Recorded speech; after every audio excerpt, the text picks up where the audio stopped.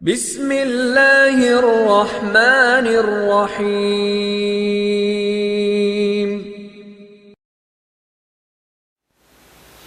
بسم اللہ الرحمن الرحیم الحمد للہ وکفا والصلاة والسلام علی سیدنا المصطفى وعلى آلہ الطیبین الطاہرین الاولیاء وعلى آلہ واصحابہ واہل بیتہ ورفقاء اما بعد فاعوذ باللہ السمیع العلیم من الشیطان الرجیم بسم اللہ الرحمن الرحیم وَإِذَا بُشِّرَ أَحَدُهُمْ بِالْأُنْثَى ظَلَّ وَجْهُهُ مُسْوَدًّا وَهُوَ كَظِيمٌ يَتَوَارَى مِنَ الْقَوْمِ مِنْ سُوءِ مَا بُشِّرَ بِهِ أَيُمْسِكُهُ عَلَى هُونٍ أَمْ يَدُسُّهُ فِي التُّرَابِ أَلَا سَاءَ مَا يَحْكُمُونَ آمنت بِاللَّهِ صدق اللَّهُ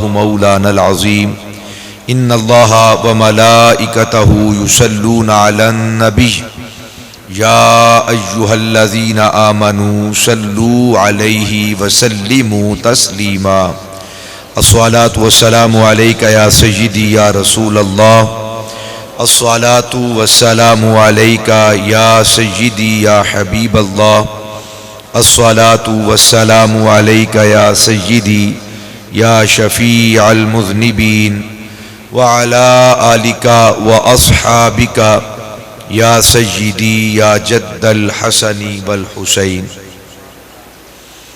اللہ جل وعلا کی بارگاہ صمدیت میں انتہائی عاجزانہ حمد و ثنا کا نذرانہ عقیدت پیش کرنے کے بعد حضور نبی رحمت ختمی مرتبت مصطفیٰ جان رحمت صلی اللہ تعالی علیہ وآلہ وسلم کی بارگاہ عرفہ و عالی شان میں انتہائی عاجزانہ درود و سلام کا نذرانہ پیش کرنے کے بعد واجب الاحترام ذوی الاحتشام احباب ذی وقار رب ذوالجلال کا احسان عظیم جس مالک کائنات نے آپ کو اور مجھے ہم سب کو 15ویں روزہ کی سحری اور نماز فجر باجماعت ادا کرنے کی توفیق عطا کی 15 رمضان المبارک امام عرش مقام شہزادہ دو عالم قلب مصطفیٰ سیدنا حضرت امام حسن مجتبی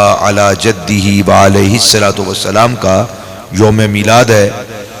اہل سنت کا اور اکابرین کا یہ طریقہ کار، ہمارے اسلاف کا یہ انداز اور یہ طریقہ رہا ہے کہ جب بھی بزرگان دین کے مخصوص ایام آتے ہیں تو ان کی بارگاہ میں اپنا خراج عقیدت پیش کرتے ہیں۔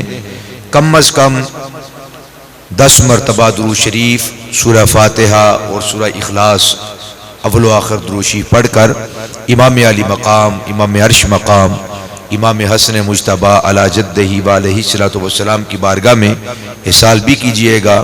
جہاں تک ممکن ہو سکے افطار میں ان کے وسیلے سے رب ذوالجلال سے دعا کریں، خلاق لم یزل امت مسلمہ پر رحم و کرم فرمائے، اتحاد و اتفاق کی عظیم دولت سے مالا مال فرمائے، اہل سنت کے اکابرین، مقتدی اور مریدین تمام حضور کے غلاموں کو ایک پلیٹ فارم پر جمع ہو کر دین کی خدمت کی توفیقات نصیب فرمائے۔ آج ہماری گفتگو کا عنوان اسلام میں خواتین کا مقام۔ چونکہ اسلام کی آمد سے پہلے خواتین کے ساتھ انتہائی ناروا سلوک کیا جاتا تھا، یہاں تک کہ جانوروں کے ساتھ اس وقت بھی جانوروں کے حقوق موجود تھے اور وہ ان کا لحاظ اور ان کا خیال رکھا کرتے تھے، جس طرح آج بھی ان کے حقوق ہیں۔ جو لوگ اپنے گھروں میں یا اپنے ڈیروں پہ، اپنی زمینوں پہ جانور رکھتے ہیں تو ان کے حقوق کا بھی خیال رکھتے ہیں۔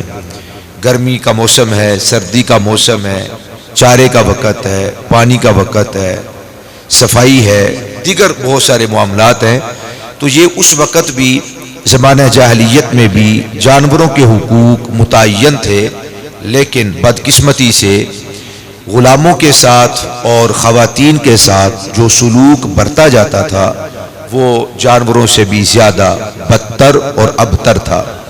رب ذوالجلال نے اس دور کے اندر ایمان کی دولت جن حضرات کو عطا فرمائی تو ان کی سوچ کا زاویہ بدلا، ان کی فکر، ان کا سوچنے کا انداز بدلا، اور پھر ان کے جینے کا، حیات کا، بلکہ لائف سٹائل سارے کا سارا تبدیل ہوا، اور کریم آقا علیہ الصلوۃ والسلام کی غلامی میں آ کر طہارت و پاکیزگی کو اپنایا گیا۔ انسانوں کے حقوق متعین تھے تو ادا کیے گئے، جانوروں کے حقوق متعین تھے، وہ بھی حضرات صحابہ اکرام نے بخوبی ان کو نبھایا، یہاں تک کہ پودوں کے، نباتات کے اور پھل اور پھول ان کے بھی حقوق اسلام نے جہاں تک متعین کیے تھے، ارشاد فرمائے تھے، ان سب پر عمل کیا گیا، اور بالخصوص خواتین کو وہ مقام ملا جو کبھی بھی ان کو مقام اور مرتبہ میسر نہیں آیا تھا۔ رب ذوالجلال نے عرب کی حالت کو بیان کرتے ہوئے ارشاد فرمایا وَإِذَا بُشِّرَ أَحَدُهُمْ بِالْأُنْثَىٰ ظَلَّ وَجْهُهُ مُسْوَدًّا وَهُوَ كَظِيمٌ، اور جب انہیں خوشخبری دی جاتی کہ ان کے گھر بیٹی پیدا ہوئی ہے تو ان کا چہرہ بگڑ جاتا، غصے سے پاگل ہو جاتے، افسوس کی وجہ سے اتنا افسوس کرتے، اتنا غم کرتے، اتنی تکلیف محسوس کرتے کہ ان کے چہرے کا رنگ بدل جاتا، مسودًا وہو کظیم، چہرے سیاہ پڑ جاتے، غصے کی وجہ سے، غم کی وجہ سے، تکلیف کی وجہ سے، حالت ان کی غیر ہو جاتی کہ میرے گھر میں بیٹی پیدا ہو گئی۔ یتوارا من القوم من سوء، پھر وہ اپنی قوم سے، اپنے کنبے سے، اپنے خاندان سے، اپنے قبیلے سے اپنے چہرے کو چھپاتا پھرتا، باہر نہیں نکلتا تھا، سامنے نہیں جاتا تھا کسی کے، نشستیں چھوڑ دیتا تھا، لوگوں کے ساتھ اٹھنا بیٹھنا، معاملات تک کو ترک کر دیا جاتا تھا کہ لوگ کیا کہیں گے کہ فلاں کے گھر بیٹی پیدا ہو گئی، تو وہ اس کو گالی سمجھتے تھے، اس کو تانا سمجھتے تھے، اور اپنے لیے آر اور اپنے لیے خجالت اور شرمندگی کا باعث سمجھتے تھے۔ کسی سے ملاقات نہیں کرتے تھے، میل جول ختم کر دیتے تھے، گھر سے باہر نہیں نکلتے تھے، نکلتے تو منہ چھپا کے نکلتے، پھر کسی سے ملاقات بھی نہ کرتے۔ یتوارا من القوم من سوء، اپنے چہرے کو چھپاتا پھرتا تھا اس برائی کی وجہ سے، وہ اس کو برائی سمجھتے تھے بلکہ برائی کی جڑ سمجھا کرتے تھے۔ ما بشر بہ، کیوں؟ اس وجہ سے جو ان کو خوشخبری سنائی جاتی کہ تمہارے گھر بیٹی پیدا ہوئی ہے۔ ایمسکہ علی ہون ام یدسہ فی التراب الا ساء ما یحکمون، تو وہ غور و فکر کرتے اور سوچتے کہ اب ذلت کما کے بیٹی کو زندہ رکھوں یا اسے زندہ درگور کر دوں۔ اگر اسے زندہ درگور نہیں کرتا تو پھر ذلت کا سامنا کرنا پڑتا ہے، لوگوں کی باتیں سننی پڑتی ہیں، لوگ بات کریں گے اور تانے دیں گے اور بیٹی کی گفتگو کریں گے اور بیٹی کی بات کریں گے، تو وہ یہ حکم لگاتا الا ساء ما یحکمون۔ اللہ پاک نے فرمایا ہاں وہ بہت برا حکم لگاتے تھے۔ وہ سوچتا کہ اب کیا کروں، ایمسکہ، اس کو روک لوں، علی ہون، شرمندہ ہو کے، لوگوں کے تانے سن کے، اور اپنے آپ میں جلتے ہوئے بیٹی کو روک لوں، اس کی پرورش کروں، اس کو پالوں پوسوں، کھلاؤں پلاؤں اسے اور اسے جوان کروں۔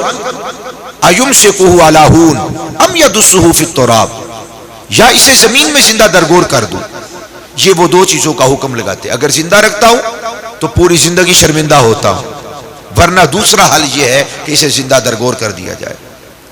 چند قبائل تو ایسے تھے کہ وہ بیٹیوں کو زندہ درگور کر دیا کرتے تھے، اور اگر کسی نے اپنی بیٹی کو زندہ رکھنا ہوتا تو پوری زندگی وہ کیا لوگوں سے بائیکاٹ کرے، لوگ اسے منحوس سمجھ کے اس سے بات چیت چھوڑ دیتے تھے۔ اور جس نے اپنی بیٹی کو زندہ رکھنا ہوتا، امام بغوی رحمہ اللہ تعالی فرماتے ہیں کہ جس نے اپنی بیٹی کو زندہ رکھنا ہوتا تو وہ اسے جانوروں کے پیچھے چھوڑ دیتا کہ وہ جانوروں کا دھیان رکھے، جانوروں کا خیال رکھے، اسے گھر آنے کی، قبیلے میں آنے کی اجازت نہیں ہوتی تھی، گھر کے افراد کے ساتھ، خاندان کے ساتھ بیٹھنے کی اجازت نہیں ہوتی تھی۔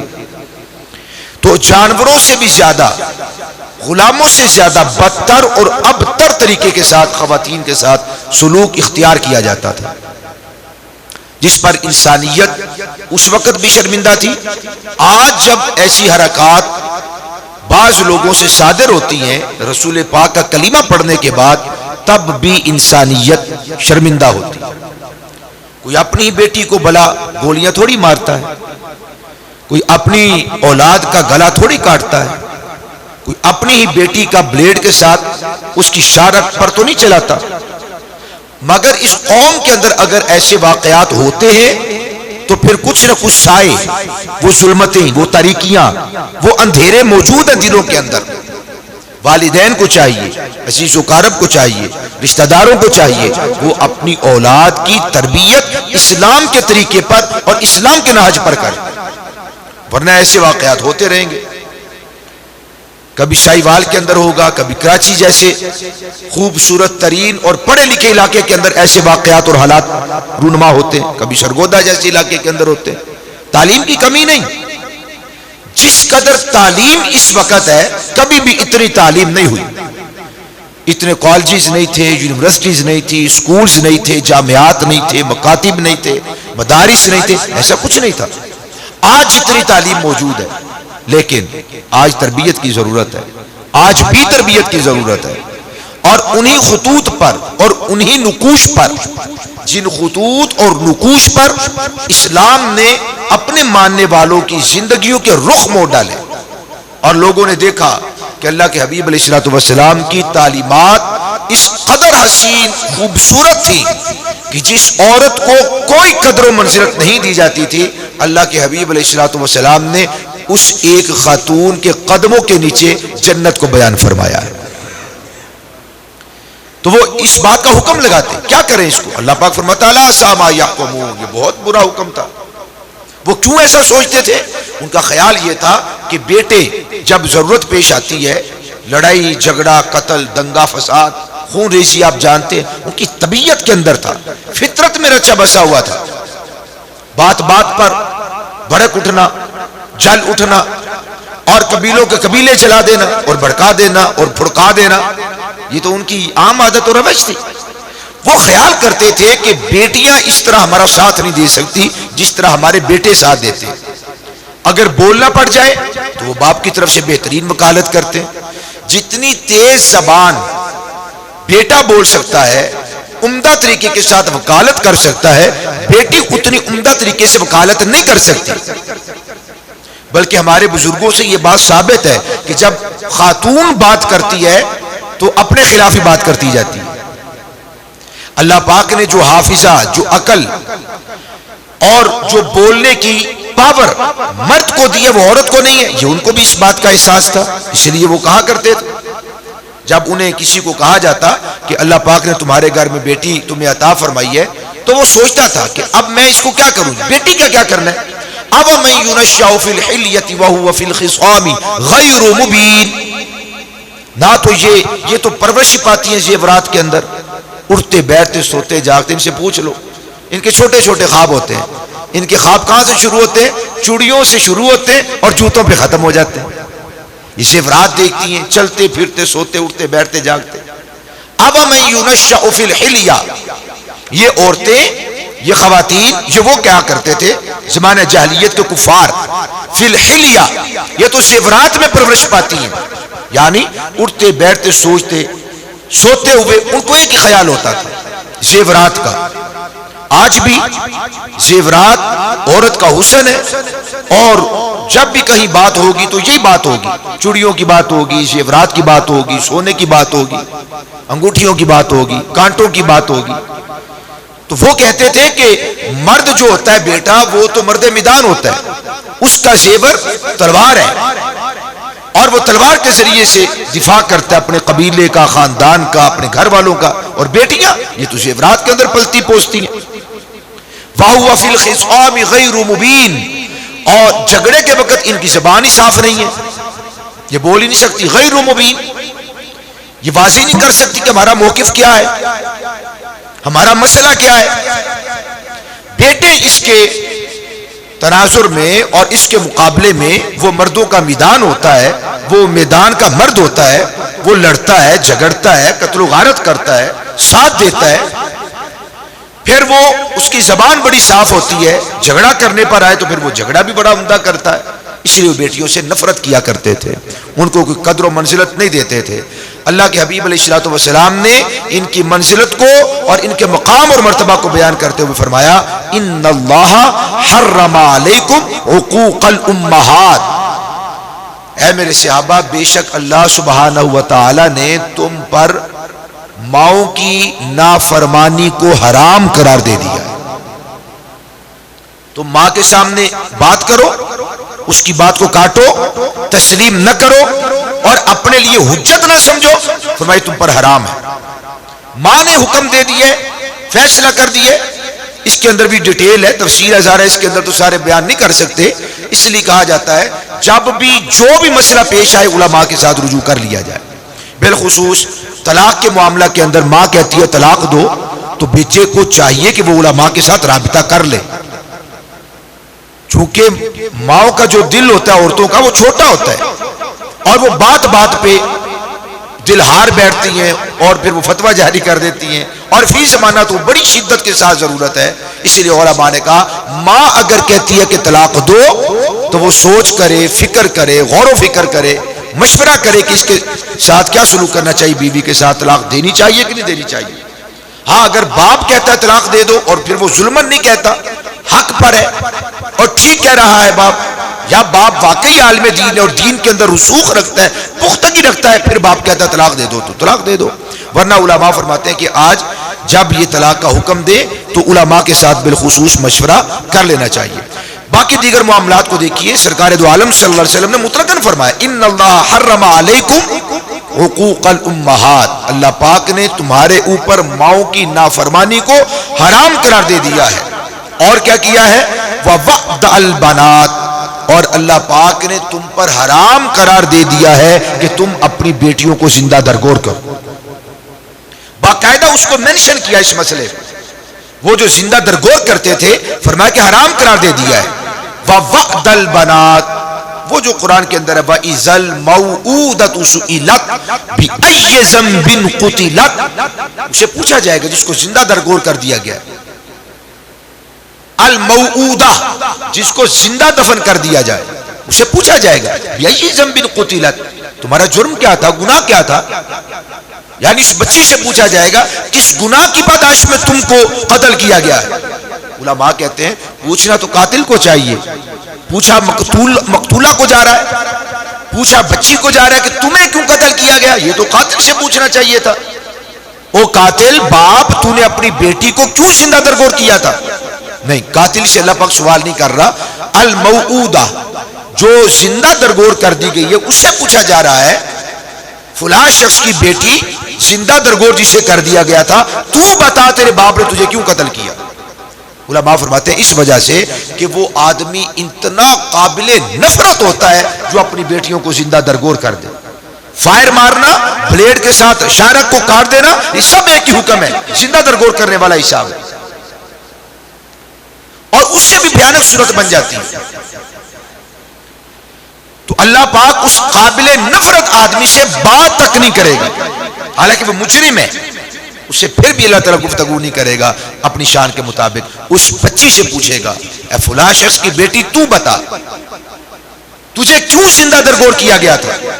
اس لیے اللہ کے حبیب علیہ الصلوۃ والسلام نے فرمایا کہ بیٹیوں کو زندہ درگور کر دینا تمہارے اوپر حرام قرار دے دیا گیا۔ یہ پہلی سٹیٹمنٹ جاری کی گئی کریمہ علیہ الصلوۃ والسلام کی طرف سے، خبردار کوئی اپنی بیٹیوں کو زندہ درگور نہ کرے۔ بات یہاں تک نہیں رہی، قرآن مجید فرقان حمید کو ہم دیکھتے ہیں کہ جب اللہ سبحانہ و تعالی بیٹوں اور بیٹیوں کا ذکر کرتا ہے تو ذکر کرتے ہوئے اللہ سبحانہ و تعالی بیٹیوں کو مقدم رکھتا ہے، ان کے ذکر کو مقدم رکھتا ہے۔ للہ ملک السماوات والارض یخلق ما یشاء اناثا ویہب لمن یشاء الذکور، اللہ ہی کے لیے ہے آسمانوں اور زمین کی بادشاہت، کوئی زمین و آسمان کا بادشاہ نہیں ہے، اس کے بنائے سے سارے بادشاہ ہیں، اس کے بنائے سے سارے حاکم ہو سکتے ہیں، امیر ہو سکتے ہیں۔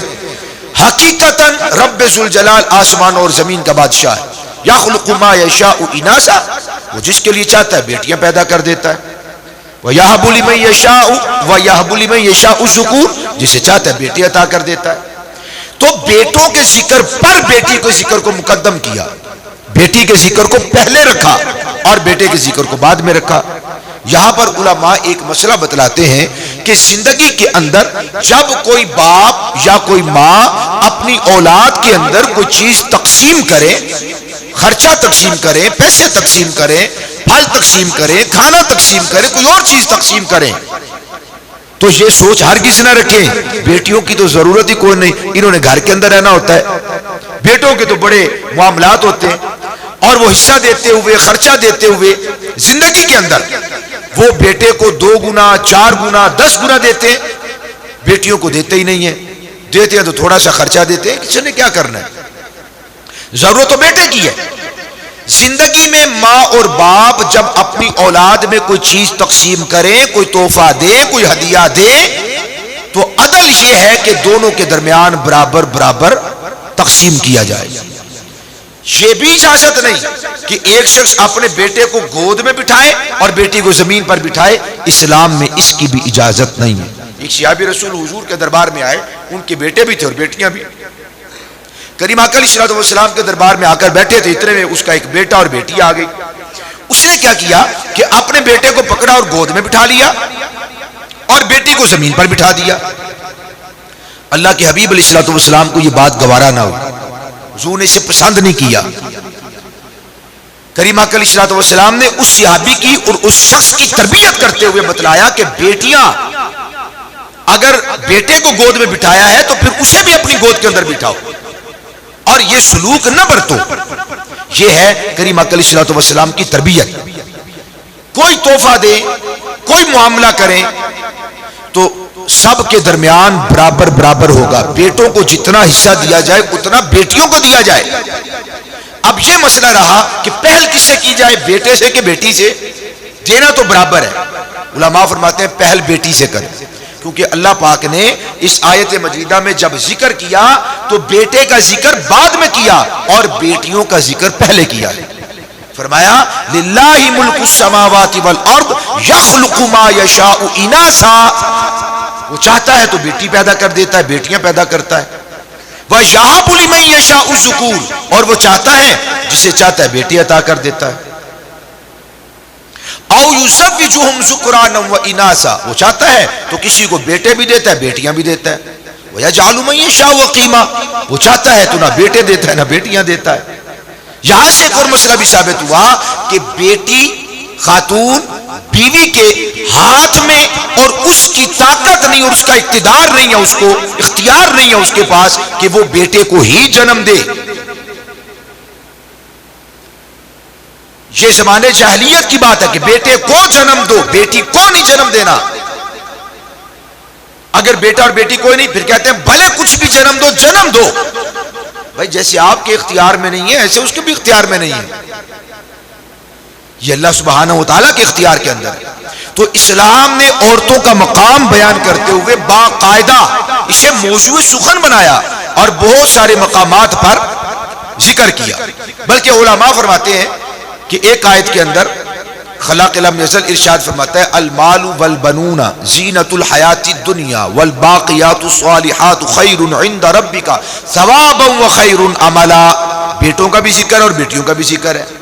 اب الباقیات الصالحات سے ایک تفسیر یہ مراد لی ای البنات الصالحات، یعنی باقیات الصالحات سے مراد ایک تفسیر یہ ہے کہ اس سے مراد نیک بیٹیاں ہیں. اب دیکھیے اللہ پاک نے جب بیٹوں کا ذکر کیا تو بیٹوں کے ذکر کے ساتھ مال کو رکھا اور بیٹے اور مال کو اللہ پاک نے دنیا کی زینت قرار دیا. یہ سمجھیے گا بات کو.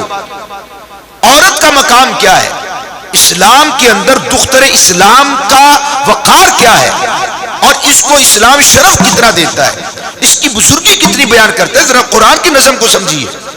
فرمایا المال والبنون، مال اور بیٹے، زینت الحیات الدنیا، یہ دنیا کی زندگی کی زینت ہے. نمبر 1 دنیا، نمبر 2 دنیا کی زینت. نہ دنیا باقی ہے نہ حسن باقی ہے، دونوں کو فنا ہے. دنیا کو بھی فنا ہے، حسن کو بھی فنا ہے، زینت کو بھی فنا ہے. ہر چمکتی دمکتی چیز ہمیشہ چمکتی دمکتی نہیں رہتی. کبھی اس میں بھی بڑھاپا آتا ہے، ضعف آتا ہے، زوال آتا ہے، کمزوری آتی ہے اس پر بھی. تو اللہ پاک نے بیٹوں کا جب ذکر کیا تو فرمایا المال والبنون زینت الحیات الدنیا، مال اور بیٹے یہ دنیا کی زینت ہے. اور جب بیٹیوں کا ذکر کیا تو کیا فرمایا والباقیات الصالحات. اگر باقیات سے یہاں پر البنات والی تفسیر مراد لے تو پھر ترجمہ یہ بنتا ہے اور نیک بیٹیاں. اللہ پاک نے بیٹیوں کی صفت صالحات بیان کی. اچھا پھر اس سے آگے فرمایا خیر عند ربک، تمہارے رب کے نزدیک اس کے دربار میں نیک بیٹیاں بہتر ہیں. کیوں بہتر ہے؟ دو اعتبار سے. نمبر ایک ثواب کے اعتبار سے. نمبر دو وخیر عملا، اچھی امید کے اعتبار سے. اللہ کے دربار میں بیٹیاں تمہارے بیٹوں سے زیادہ افضل ہیں.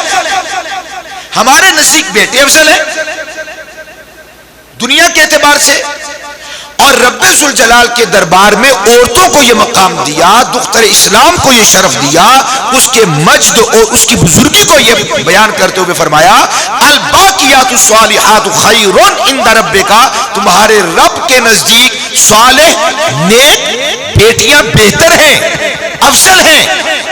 کیوں؟ ثواب کے اعتبار سے. جب کوئی شخص اپنی بیٹی کی پرورش کرتا ہے، تربیت کرتا ہے، اسے یہ بھی پتا ہوتا ہے اسے سدا میرے پاس نہیں رہنا، میں نے اس کی کمائی نہیں کھانی. بیٹے پر تو کچھ نہ کچھ امید ہوتی ہے، سہارا بنے گا، ساتھ چلے گا، میرا ساتھ دے گا، کاروبار سنبھالے گا. بیٹیوں پر تو یہ امید نہیں ہوتی. بیٹیوں کو ایک بندہ کھلاتا ہے، پلاتا ہے، تربیت کرتا ہے، پڑھاتا لکھاتا ہے، پھر شادی کر دیتا ہے، پھر وہ اگلے گھر چلی جاتی ہے. تو انسان کو اگر پتا ہو کہ میں اس پیڑ کو پانی دیتا ہوں، دیکھ بھال کرتا ہوں، لیکن یہ میرا ہے نہیں، یہ کسی اور کا ہے، وہ جب چاہے اس کو اکھاڑ کر لے جائے، تو ہم اس پیڑ کی دیکھ بھال نہیں کرتے، اسے پانی نہیں دیتے. کتنے پیڑ یہاں راستے میں آپ کے دائیں بائیں سڑک کے کنارے پر لگے ہوتے ہیں، کون رک رک کے پانی دیتا ہے انہیں؟ کون ان کی گوڈی کرتا ہے؟ کون ان کی جڑی بوٹیاں وہاں سے چھانٹتا ہے؟ کون ان کا دھیان رکھتا ہے؟ کوئی بھی نہیں رکھتا. اگر یہی درخت ہماری زمین پر لگا ہو اور ہمارا ہو، ہم ہر چیز کا خیال رکھتے ہیں کہ نہیں رکھتے؟ بالکل رکھتے ہیں. تو فرمایا کہ یہ بیٹیاں اس لیے افضل ہیں کہ بندے کو پتا ہے، باپ کو پتا ہے میں نے اس کو کھلانا ہے، پلانا ہے، پالنا پوسنا ہے، تربیت کرنی ہے، اس کی شادی ہوگی اگلے گھر چلی جائے گی. اور بیٹوں کے بارے میں اس کو امید ہے کہ دنیا کے ساتھ میرا سہارا بنے گا. اس لیے فرمایا کہ وہ نیکی جس پر بندے کو پتا ہو کہ مجھے اس کا فیض اور اس کا اثر نہیں ملے گا، یا ملے گا بہت تھوڑا ملے گا، بندہ وہاں پہ خرچ کرتے ہوئے کتراتا ہے. آپ 1 2 4 مرتبہ کسی بندے کو، فقیر کو آپ خیرات ڈالیں، وہ آپ کا شکریہ ادا نہیں کرے گا، 5ویں مرتبہ اس کو خیرات نہیں دیتے. ہم نہیں دیتے اسے، ہم کہتے ہیں بڑا بدید آدمی ہے، صدقہ بھی دیتے ہیں، خیرات بھی دیتے ہیں، عزت بھی دیتے ہیں، کبھی اس نے تھینکس نہیں بولا، شکریہ نہیں ادا کیا. حالانکہ بزرگ فرماتے ہیں جب کسی کو دو اس سے دعا کا بھی مطالبہ نہ کرو. ہم 5 روپے دے کر اسے 500 کی دعائیں کرواتے ہیں. اور اگر میں ویسے سمجھا رہا ہوں، اگر کوئی جواب نہ دے ہم کہتے ہیں بڑا مغرورہ آدمی ہے، شکریہ بھی ادا نہیں کیا، کوئی دعا کا کلمہ بھی نہیں کہا، چل پھوٹ یہاں سے، اگلی مرتبہ اس کو خیرات نہیں ڈالتے.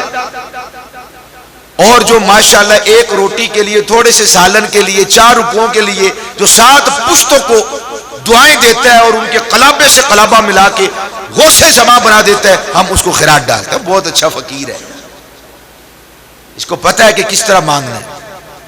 تو یہ ایک طریقہ بتا رہا ہوں، انسان کی فطرت بتا رہا ہوں. بیٹیوں کے بارے میں فرمایا کہ یہ اس لیے اللہ کے دربار میں تمہارے حق میں ثواب کو لے کر آتی ہیں. تم نے جو کھلایا پلایا وہ تو تمہاری مدد نہیں کر سکی، وہ تو اپنے اوپر آنے والے خرچہ تمہیں لوٹا نہیں سکی، مگر اس کا ثواب اور اس کا اجر فرمایا تمہارے رب کے دربار میں. وخیر عملا، فرمایا اور جب بندہ پھنس جائے گا نا، نیکیاں کم پڑ جائیں گی اور اس سے پوچھا جائے گا، اور وہ آدمی بیچارہ پھنس جائے گا جب اپنی کم نیکیوں کی وجہ سے، تو اس وقت یہ بیٹیاں کام آئیں، کیونکہ ان کو آدمی پالتا ہے، پیلوس ہو کر پالتا ہے، بغیر کسی طمع کے، بغیر کسی لالچ کے، بغیر کسی حرص کے پالتا ہے، پھر اتنی تربیت کرتا ہے، خیال رکھتا ہے، بیٹوں کا اتنا دھیان نہیں رکھتا جتنا بیٹیوں کا دھیان رکھتا ہے، بیٹوں کے لیے اتنا فکر مند نہیں ہوتا۔ ایک مسلمان باغیرت باپ کی بات کر رہا ہوں اور باغیرت بھائی کی بات کر رہا ہوں، جتنا وہ فکر مند اپنی بہن کے لیے اور اپنی بیٹی کے لیے ہوتا ہے۔ اب اس کا اجر کیا ملے گا؟ جب باپ اپنی نیکیوں کی بنا پر کہیں پر پھنس جائیں گے تو یہ بیٹیاں کام آئیں گی، یہ بہنیں کام آئیں گی۔ اللہ کے حبیب علیہ الصلوۃ والسلام ارشاد فرماتے ہیں من ابتلی من هذه البنات بشیء، اس آدمی کی آزمائش کی گئی بیٹیوں کی وجہ سے، فاحسن الیہن، اور اس نے بہت اچھے طریقے کے ساتھ ان کو رکھا، کبھی تانا نہیں دیا، کبھی فرق نہیں کیا، بیٹوں کو کھلائے اور بیٹی کو نہ کھلائیں، بیٹے کو عمدہ دلائیں کوئی چیز، کوئی تحفہ، اور بیٹی کو صبر کی تلقین کریں، قربانی کا شربت پلاتے رہے، اسے تھپکی دے کے اس کو بس وقت اپنا پاس کرتا رہے، نہیں، فاحسن الیہن، بڑے اچھے طریقے کے ساتھ وہ پرورش کرے، کھلائے پلائے، اس کے اندر سارے الفاظ آ جاتے ہیں۔ حضور فرماتے ہیں کن لہ سترا من النار، وہ بیٹیاں اس بندے کے لیے جہنم سے آڑ بن جائیں گی، حجاب بن جائیں گی، دیوار بن جائیں گی۔ اگر باپ نیکیوں کی کمی کی وجہ سے جہنم میں پھینکا جا رہا ہوگا، یہ بیٹیاں درمیان میں آ جائیں گی، اور اللہ سبحانہ و تعالی اور اس بندے کو بھی امید ہوگی شاید میری بیٹی کام آئے، ضعیف لوگ کام آئے جن کی ہم مدد کرتے ہیں، یہ ضعیف ہوتی ہیں بیٹیاں، کمزور ہوتی ہیں، وَخَيْرٌ عَمَلًا، یہ امید کے اعتبار سے بہتر ہے۔ بیٹوں پر اتنی امید نہیں ہوگی، وہاں پر بھی یاد رکھیے گا، یہ قرآن ہے، وہاں پر بھی بیٹوں کی بنسبت بیٹیوں پر زیادہ امید ہوگی، شاید اللہ پاک ان ضعیف، ناتواں، کمزور بچیوں کے صدقے میری بخشش فرمائے۔ اللہ کے حبیب علیہ الصلوۃ والسلام نے فرمایا جس نے دو بیٹیوں کی، جاریتان کے لفظ ہیں، جاریہ بچی کو کہتے ہیں، چھوٹی بچی کو، جس نے دو چھوٹی بچیوں کی، بیٹیاں بھی ہو سکتی ہیں، بہنیں بھی ہو سکتی ہیں، باپ فوت ہو گیا تو بھائی نے پالا، یا باپ نے دو بچیاں پالی اور ان کی اسی طرح تربیت کرتا رہا، اللہ کے حبیب علیہ الصلوۃ والسلام فرماتے ہیں میں اور وہ بندہ قیامت کے دن اکٹھے ہوں گے۔ اور پھر آقا کریم علیہ السلام نے یوں اپنا ہاتھ بلند کیا، اشارہ کیا یوں دو انگلیوں کا، فرمایا جس طرح یہ دو انگلیاں ملی ہوئی ہیں، میں اور وہ بندہ، وہ باپ اور بچی کا وہ بھائی جس نے کوئی فرق نہیں آنے دیا تھا، ہر حاجت کو، ہر ضرورت کو، ہر آرزو کو، ہر امید اور امنگ کو وہ پورا کرتا رہا اور پہرا دیتا رہا اپنی بہنوں کے گرد، اور اپنی بیٹیوں کی وجہ سے پریشان ہوا، اسے آزمایا گیا، اللہ کے بھی فرماتے ہیں میں اور وہ آدمی یوں قیامت کے دن اکٹھے ہوں گے۔ فرمایا حضور جسے اپنی کملی میں لے لیں، پھر کون وہاں سے نکالے؟ بلکہ جو پھنس بھی جائیں گے تو ان کی بھی آرزو ہوگی کہ ایک لمحے کے لیے سایہ مل جائے۔ مجھے پتا ہے کہ کریم آقا علیہ الصلوۃ والسلام کی زلف عنبری کا اتنا گھنا، ٹھنڈا، میٹھا سایہ ہے، ایک لمحے کے لیے مل گیا تو کبھی بھی یہاں سے نکالا نہیں جائے گا۔ تو یہ عورتوں کا وقار بیان کرتے ہوئے میں بات کو ختم کرتا ہوں۔ اللہ کے حبیب علیہ الصلوۃ والسلام نے یہ بیٹیوں کا حال تھا، بیویوں کے حقوق بیان کیے، بہت ساری آیات طیبات ہیں، ان میں سے ایک عرض کر دیتا ہوں۔ فرمایا وعاشروہن بالمعروف، امت کے مردوں سے کہا اپنی بیویوں کے ساتھ اچھی معاشرت اختیار کرو، اچھا گزر اوقات ان کے ساتھ کرو، تانے نہ دیا کرو، لڑائی نہ کیا کرو، جھگڑے نہ کیا کرو، گالی گلوچ نہ کیا کرو، مارا پیٹا نہ کرو، سختی نہ برتا کرو۔ وعاشروہن بالمعروف، غلطی ہو جائے درگزر کیا کرو، کوئی تکلیف پہنچ جائے تو بھول جایا کرو۔ وعاشروہن بالمعروف، ان کے ساتھ اچھے طریقے کے ساتھ معاشرت کو اختیار کرو۔ اسی طرح وہ لوگ وراثت نہیں دیتے تھے، باقاعدہ اللہ سبحانہ و تعالی نے جہاں پر بیٹوں کی وراثت کا ذکر کیا وہاں پہ بیٹیوں کا حق بھی بیان کیا کہ ان کا بھی حق ہے۔ للرجال نصیب مما ترک الوالدان والاقربون وللنساء نصیب مما ترک الوالدان والاقربون مما قل منه او کثر نصیبا مفروضا، چھوڑنے والا باپ، والدین یا عزیز و قارب وہ 1 روپیہ بھی چھوڑ کر جائیں تھوڑی سے تھوڑی جائیداد بھی چھوڑ کر جاتے ہیں، ان کے اندر جہاں پہ بیٹوں کا حصہ ہے فرمایا بیٹیوں کا بھی حصہ وہاں پر موجود۔ تو باقاعدہ ان کا حصہ بیان کیا۔ پہلے لوگ سوتیلی ماؤں کے ساتھ نکاح کر لیتے تھے باپ کے مرنے کے بعد، معاذ اللہ ثم معاذ اللہ۔ اللہ پاک نے باقاعدہ ماں کے وقار کو، بھلے اس کی کوکھ سے اس نے جنم نہیں لیا، باپ نے دوسری شادی کی، تیسری شادی کی، چوتھی شادی کی، وہ باپ نے عقد کیا تو قرآن ان کو بھی کہہ رہا ہے کہ یہ اس آدمی کے بچوں کی مائیں ہیں، انہیں ماں کہا گیا۔ ہم کیا کہتے ہیں؟ سوتیلی ماں۔ کیا کہتے ہیں ہم؟ سوتیلی ماں کہتے ہیں نا، کیا کہتے ہیں اسے؟ سوتیلی ماں۔ باپ نے دوسری کر لی، تیسری، چوتھی کر لی، ہم اس ماں کو کہتے ہیں سوتیلی ماں، جس کی کوکھ سے بچہ جنم نہ لے۔ یہ بڑی مزے کی بات بتا رہا ہوں، یہ قرآن کی بات ہی نہیں ہے، یہ قرآن کا دیا ہوا تصور ہی نہیں ہے، یہ سوتیلی کا۔ وَلَا تَنْكِحُوا مَا نَكَحَ آبَاؤُكُم مِّنَ النِّسَاءِ إِلَّا مَا قَدْ سَلَفَ إِنَّهُ كَانَ فَاحِشَةً وَمَقْتًا وَسَاءَ سَبِيلًا۔ رب ذوالجلال نے حرمت علیکم امہاتکم، ہر قسم کی مائیں آ گئی، دادیاں بھی آ گئی، نانیاں بھی آ گئی، ان کو بھی امہات کہا۔ سگی ماں بھی آ گئی، باپ کی دوسری، تیسری، چوتھی ماں، بیوی، اور اس بچے کی ماں، اسے سوتیلی ماں نہیں قرار دیا، اسے ماں ہی کہا ہے۔ یہ ہمارا بنایا ہوا اصول اور ضابطہ اور یہ قانون ہے، یہ ہمارے بنائے ہوئے قواعد ہے۔ اسلام ان کو بھی ماں کہتا ہے، سوتیلی ماں نہیں کہتا۔ فرمایا وَلَا تَنْكِحُوا مَا نَكَحَ آبَاؤُكُم مِّنَ النِّسَاء، تمہارے آبا جن عورتوں سے نکاح کر لیں تم ان کے ساتھ نکاح نہیں کر سکتے، ہرگز نکاح نہ کرو، اِلَّا مَا قَدْ سَلَفَ، جو اسلام کی آمد سے پہلے لوگوں نے کیا تھا وہ گزر گیا، توبہ استغفار کریں۔ إِنَّهُ كَانَ فَاحِشَةً وَمَقْتًا وَسَاءَ سَبِيلًا، اس معاملے کو بے حیائی اور فحشاء قرار دیا گیا اور برا راستہ قرار دیا گیا کہ اس طرح ماں کی تعظیم باقی نہیں رہتی، وقار باقی نہیں رہتا۔ یہ عورت کو عزت اور شرف اور مقام اور مرتبہ اسلام دیتا ہے۔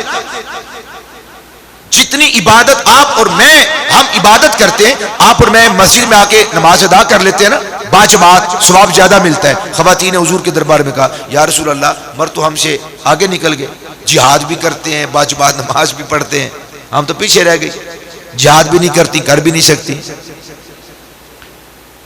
یا رسول اللہ یہ مرد تو آگے نکل گئے نیکیوں کے اندر۔ اللہ پاک نے کیا فرمایا؟ کتنے مقامات پر فرمایا، من عمل صالحا من ذکر او انثى وهو مؤمن فلنحيينه حیاتا طیبہ ولنجزینهم اجرهم باحسن ما كانوا یعملون۔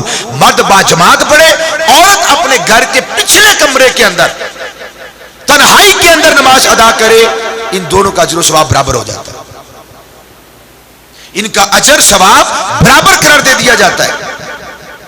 اور فرمایا کہ آخرت کے اندر یہ نہیں کہ مردوں کے لیے کوئی مخصوص دونوں کی قبر کو جنت کا باغ بنا دیتے ہیں، آخرت کے اندر اس سے بھی بہترین جزا عطا فرماتے ہیں۔ تو ہر جگہ پہ عورتوں کو برابر رکھا۔ یہ چند آیات طیبات میں نے جلدی جلدی آپ کو سامنے تلاوت کی ہیں، 20 آیات طیبات، سینکڑوں احادیث طیبات ہیں جن سے پتہ چلتا ہے کہ مرد اور عورت برابر ہیں، اکثر احکام میں برابر ہیں۔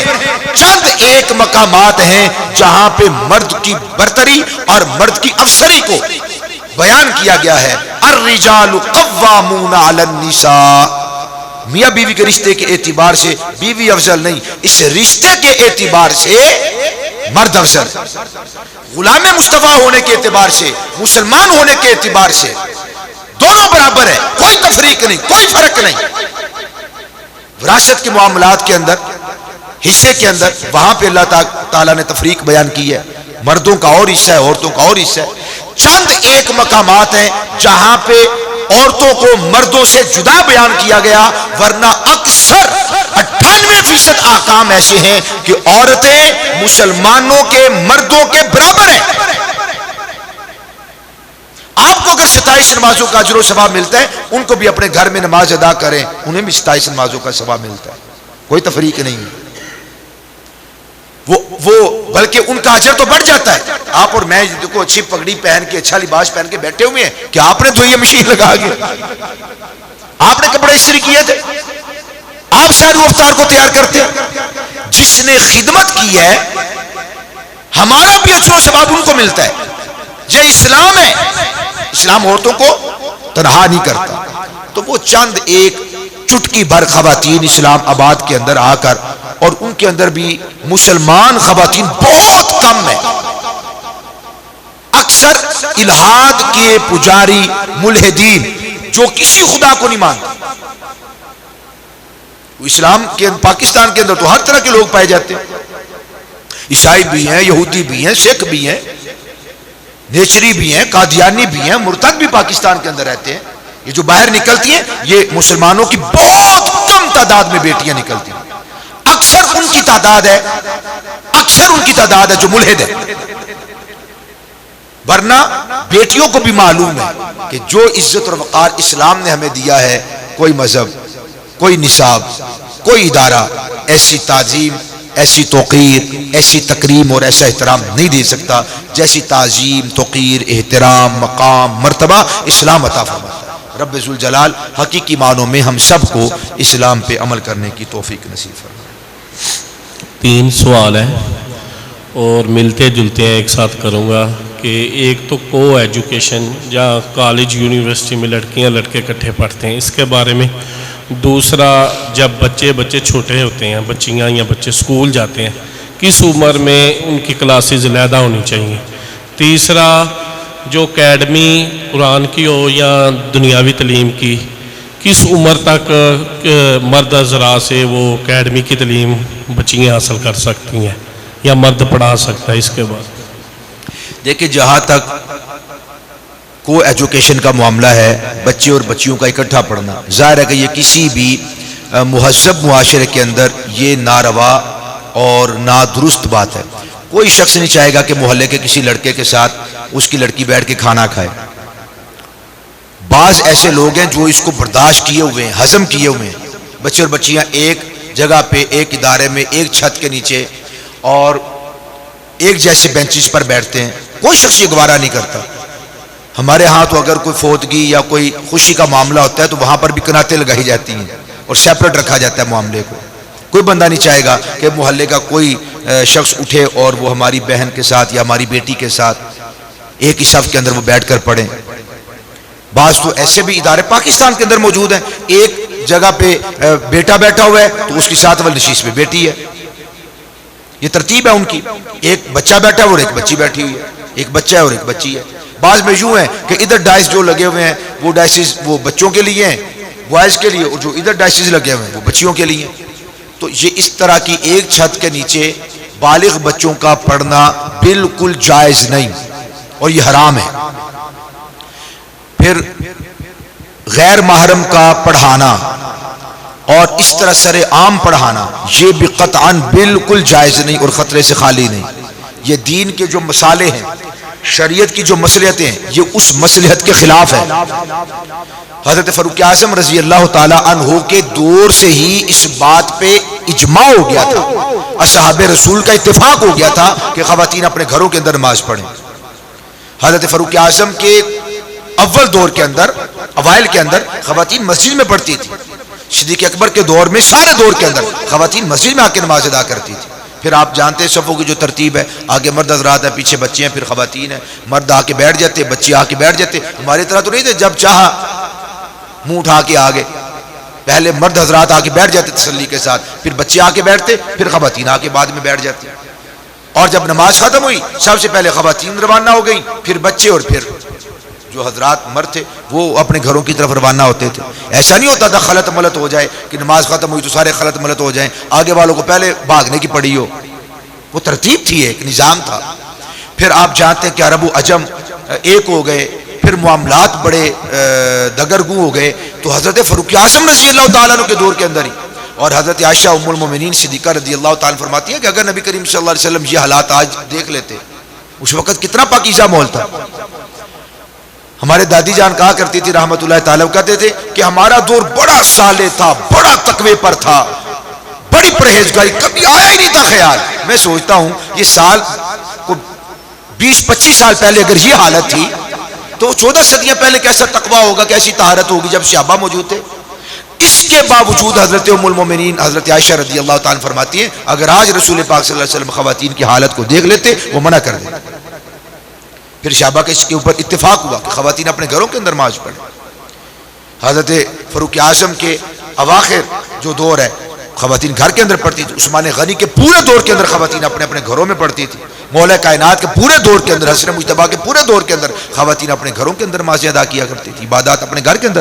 عبادات جب اپنے گھر کے اندر وہ پچھلے کمرے کے اندر پڑھنے کی ہمیں تاکید فرمائی گئی ہے تو یہ مسالے دین ہیں. یہ شریعت کے مسالے اور شریعت کی جو مصلحتیں ہیں اور حکمتیں یہ اس کے خلاف ہے وہ ایجوکیشن. حضرت ام المومنین حضرت عائشہ پڑھایا کرتی تھی. وہ پڑھایا کرتی تھی. صحابہ رسول آ کے پڑھتے تھے تو اس کے مختلف طریقے ہوا کرتے تھے.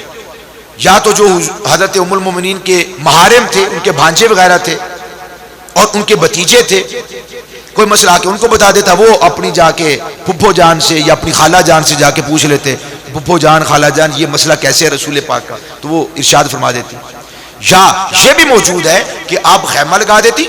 خیمہ ہوتا تھا اس خیمے کے اندر آپ بیٹھتی پھر ایک باہر خیمہ ہوتا اس خیمے کے گرد خیمہ ہوتا اور وہ جو دوسرا ڈبل خیمہ تھا اس کے باہر اصحاب رسول بیٹھے ہوتے تھے اور وہاں سے آواز دے کر پوچھتے کہ یہ مسئلہ کیسے ہے. اور ام المومنین حضرت عائشہ رضی اللہ تعالی عنہا وہاں پہ ارشاد فرماتی اور وہ جو آپ کے خیمے کے باہر جو خیمہ تھا وہاں پہ ایک لونڈی ہوتی بچی وہ آگے بتاتی ہے کہ یہ بھی طریقہ تھا اور یہ بھی طریقہ تھا کہ آپ ڈائریکٹ پڑھایا کرتی تھی.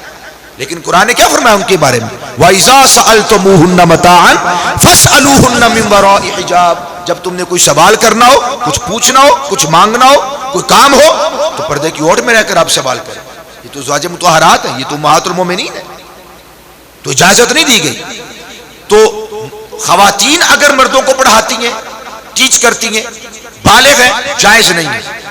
صرف مردی تو نہیں پڑھاتے نا خواتین بھی تو پڑھاتی ہیں مسز بھی پڑھاتی ہیں. تو دونوں کو کہا گیا خواتین کے پاس پڑھیں مردوں کے پاس مرد حضرات پڑھیں. اور باقی یہ رہا کہ کس عمر کے اندر اگر آپ دین کے اس کے مزاج کو اگر آپ دیکھیں تو بھائی جان شریعت تو ہمیں پہلے دن سے ہی اپنے بچوں کی تربیت پہ زور دیتا ہے. بلکہ بچے تو بعد میں ہوتے ہیں. جب بیوی کا انتخاب کرنا ہے تو کس کے اوپر دھیان رکھنا ہے دینداری پر. تربیت تو یہ سے شروع ہو گئی. ماں اگر تربیت یافتہ ہوگی مہذب ہوگی تو اس کی کوکھ سے جو بچے جنم لیں گے وہ بھی مہذب ہوں گے تربیت یافتہ ہوں گے. بچے تو بعد میں پیدا ہو رہے ہیں. اسلام تو جو گھر کے اندر بیوی لے کے آ رہے ہیں اس کے بارے میں تاکید کرتا ہے کہ دیندار خاتون لے کر آؤ. تو بہر کیف اگر تو وہ نہ سمجھ بچے ہیں جب تک کہ وہ ان معاملات کو نہیں سمجھتے. پہلا اور تھا فگر جو علماء نے بیان کیا 6 سے 7 سال کی عمر میں بچے ان چیزوں کو سمجھنے لگ جاتے ہیں اور آج کا حال تو آپ کے سامنے ہے. یقین جانیے آج کا حال ہمارے سامنے ہے.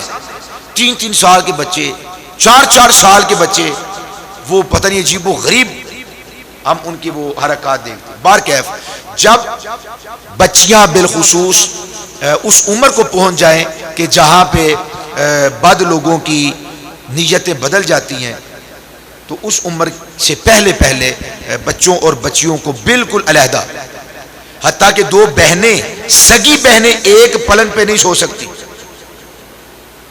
جب وہ سمجھدار ہو جائیں سنیے گا آپ پڑھنے کی بات کر رہے ہیں نا باہر جا کر 2 سگی بہنیں ایک چارپائی پہ نہیں سو سکتی جب وہ سمجھدار ہو جائیں. 2 سگے بھائی جب وہ سمجھدار ہو جائیں اچھائی اور برائی میں تمیز کرنے لگ جائیں. آپ سمجھ رہے ہیں نا میری بات. ان چیزوں میں جب وہ تمیز کرنے لگ جائیں تفریق کرنے لگ جائیں 2 سگے بھائی ایک چارپائی پہ ایک پلنگ پہ نہیں سو سکتے. اجازت نہیں ہے. ایک کمبل میں نہیں سو سکتے ایک چادر میں نہیں سو سکتے. ابو داؤد کی حدیث شریف ہے نبی کریم علیہ السلام نے فرمایا ان کے بستر جدا کر دو. تو جب بچے ان چیزوں کو سمجھنے لگ جائیں تو فی الفور سگے بہن بھائی ہوں ان کا بھی بستر جدا کر علیحدہ کر اکٹھے نہیں سو سکتے. بیٹوں کے لیے بھی علیحدہ چارپائیاں ہوں اور بیٹیوں کے لیے بھی علیحدہ چارپائیاں. ہم تو ایک ہی منجے پہ سارے ہی مول بنا ہوتا ہے دال چول والا.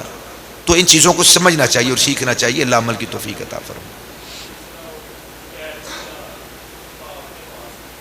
جی میں نے وہ عرض کی ہے کہ جب بیٹیاں حد مستحاط ہو جائیں جب وہ ہاں گھر کے اندر بھی نہیں، گھر کے اندر بھی مناسب نہیں ہے۔ اچھا پھر وہ گھر کے اندر کیا ہوتا ہے، ایک کمرے کے اندر زیادہ سے زیادہ جو بڑے پابردہ لوگ ہوتے ہیں وہاں پہ ان کی امی بیٹھ جاتی ہیں اور وہ خاتون، لو بھائی پہلے ایک فتنہ تھا اب 2 فتنے ہو گئے۔ 100 بچیاں بھی ہوں نا ایک کمرے کے اندر اور ایک اکیلا مرد ہو، نہیں اس کی اجازت نہیں ہے، اس کی اجازت نہیں ہے۔ ہم کہتے ہیں رکشے والے کے ساتھ بچیاں جاتی ہیں 4-5 ہوتی ہیں، نہیں اجازت بھائی، 4-5 بچیاں ہیں، وہ کیری ڈبے پہ جاتی ہیں، وہ رکشے پہ جاتی ہیں، تو 4-5 بچیاں ہوتی ہیں وہ مل کے، تو بھائی کیا ہو گیا، 1000 بچیاں بھی ہو ایک غیر محرم ہو نہیں جا سکتی، 1000 بکریاں اور ایک بھیڑیا بیچ میں چھوڑ دے رہے او جو کوئی گل نہیں، نہیں بھائی ہے نا گل، ایک دی بھی گل ہے، تو یہ اجازت نہیں۔ اچھا امام صاحب جماعت کرا رہے ہیں تو وہ جماعت کرا رہے ہیں، امام صاحب کوئی رکعت بھول گئے ہیں تو نمازیوں میں سے کسی نے لقمہ نہیں دیا، پیچھے سے ایک بندہ آ رہا ہے، وہ وضو کر کے اس نے دیکھا ہے کہ امام صاحب بھول گئے ہیں تو کسی نے لقمہ نہیں دیا، تو وہ لقمہ دے دیتا ہے اور امام صاحب قبول کرتے، امام صاحب کو تو نہیں پتہ پیچھے وہ نمازی نے دیا ہے یا غیر نمازی وہ دوسرے نے دیا ہے، تو اس کے بارے میں کیا حکم؟ جب پتہ چل جائے گا تو نماز ختم ہوگی سب کی، اس نے لقمہ اگر لے لی ہے سب کی نماز فاسد، جب نہیں پتہ چلا تو پھر تو پتہ ہی نہیں چلا، نماز کے بعد تو پتہ چل جائے گا نا، یا وہ بتا دے گا یا کوئی نہ کوئی بات لیک ہو ہی جاتی ہے، اور ویسے بھی ایک اندازہ ہوتا ہی ہے چلتے ہوئے آدمی کا یا صف کے اندر موجود بندہ نہ ہو تو اتنا تقریباً ہوتا ہی ہے شعور۔ ہمیں تو یہ بھی پتہ چل جاتا، ہم بھی نماز پڑھاتے ہیں ہمیں یہ پتہ چل جاتا کون آیا کون گیا ہے۔ تیسرا سوال کہ جس طرح قرآن پاک کی ترتیب ہے صورتوں کی، اگر بندے نے پہلی رکعت میں سورت ناس پڑھ لی ہے، دوسری پہ سورت نصر، تو کیا نماز ہو جائے گی؟ ہاں نماز تو ہو جائے گی، لیکن یہ چیزیں ایک ہے نماز کا واجب اور ایک ہے تلاوت کا واجب، تو یہ نماز کے واجبات میں سے تو نہیں ہے، تلاوت کے واجبات میں سے ہے کہ ترتیب کے ساتھ قرآن شریف کو پڑھا جائے۔ نماز ہو جائے گی، شہدہ صاحب بھی نہیں ہے اس کے اوپر، لیکن ایسا کرنا نہیں چاہیے، کوئی جان بوجھ کر بھی کرتا ہے تو اس نے برا عمل کیا، گناہ گار ہوگا وہ بندہ، الٹی جو تلاوت ہے ادھر سے وہ اجازت نہیں ہے۔ ہاں جو تعلیم و تعلم کے لیے چھوٹے بچوں کی آسانی کے لیے بعض علماء نے بلکہ اکثر علماء نے اس کی اجازت دی ہے کہ ان کو آپ پہلے اما سپارہ پڑھا لیں، اما تسالون 30واں سپارہ پڑھا لیں، چھوٹی صورتیں یاد کروا لیں تاکہ وہ جب ان کا مزاج بن جائے یاد کرنے اور سمجھنے کا اور طریقہ کار تو پھر ان کو آپ سیدھے سے شروع کروا دیں۔ اکثر عموماً وہ پھر اسی ترتیب کے ساتھ 30واں 29واں 28واں 27واں 26 25 یہ اس طرح چلتے رہتے ہیں، تو بہرحال جب وہ بچہ مزاج سمجھ جائے یاد کرنے کا طریقہ اسے آ جائے حفظ کا، پھر اس کو الف لام میم سے شروع کروا دینا چاہیے۔ آمین۔ اللہم صلی علی سیدنا و مولانا محمد معدن الجود والکرم منبع العلم والحلم وبارک وسلم وصلو علیہ۔ یا الہ العالمین ہم سب کی عاجزانہ حاضری کو شرف قبولیت عطا فرما، دارین کی ابدی سعادت نصیب فرما، حضور کی غلامی میں زندگی کا ایک ایک لمحہ بسر کرنے کی توفیق عطا فرما، ہم سب کو شرم و حیا نصیب فرما، دلوں کا تقوی نصیب فرما، طہارت اور پاکیزگی نصیب فرما۔ یا الہ العالمین اپنے حبیب مکرم صلی اللہ علیہ وسلم کا صدقہ ہم سب کو پورے پورا اسلام میں داخل ہونے کی توفیق عطا فرما، کریم آقا علیہ الصلوۃ والسلام کی سنت عظیمہ پہ عمل کرنے کا جذبہ نصیب فرما۔ یا الہ العالمین ہم سب کے سحر و افطار صدقات خیرات عطیات اپنی بارگاہ عالی شان میں قبول و منظور فرما، ہمارے فوت شدگان کی بخشش و مغفرت فرما، بیماروں کو صحت و عافیت نصیب فرما۔ حضرت امام عرش مقام حسن مجتبی علی جدہ علیہ الصلوۃ والسلام کے درجات کو اور زیادہ بلند فرما، آپ کے فیض سے ہم سب کو مستفیض فرما، آپ کی حکمت و دانائی اور بصیرت کا صدقہ یا الہ العالمین ہمیں بھی حکمت و بصیرت اور دانائی نصیب فرما۔ وافوض امری الی اللہ ان اللہ بصیر بالعباد۔ یا الہ العالمین جتنے ہمارے دوست احباب بہنیں اور انٹرنیٹ کے ذریعے سے جتنے حضور کے غلام سماعت کرتے ہیں، جب بھی سماعت کریں یہ ساری دعائیں حضور کے سارے غلاموں کے حق میں قبول و منظور فرما۔ فصلی اللہ تعالی علی خیر خلقہ سیدنا و مولانا محمد وعلی آلہ واصحابہ اجمعین برحمتک یا ارحم الراحمین۔